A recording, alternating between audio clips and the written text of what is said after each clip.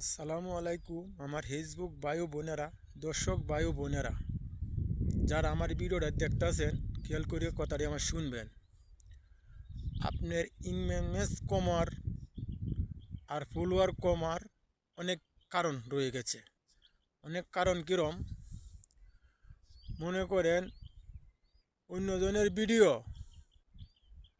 আপনি আপনার ভিডিও আপনার আইডিতে ছাড়লেন, আপনার আইডি কিন্তু ডাউন হয়ে যেতে পারে, ওর আইডি যে কোনো সময় নষ্ট হয়ে যেতে পারে।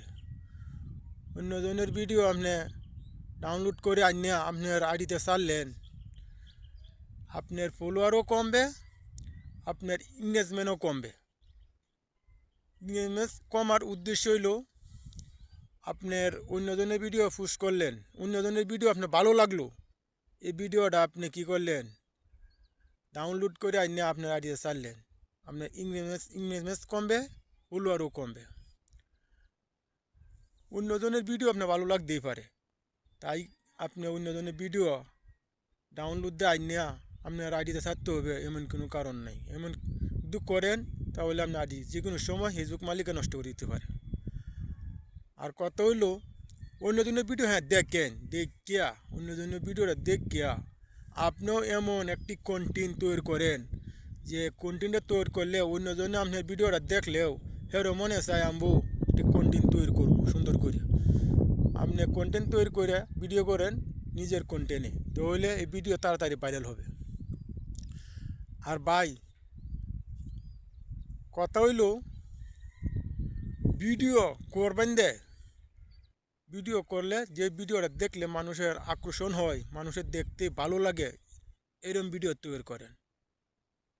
কিন্তু এমন ভিডিও তৈরি করেন না যে আপনি ভিডিও দেখলে অন্যজনে টান মারার পূর্বে টান মারতে চায়, ভিডিওটা ভালো লাগে না, এইসব ভিডিও করা যাবে না।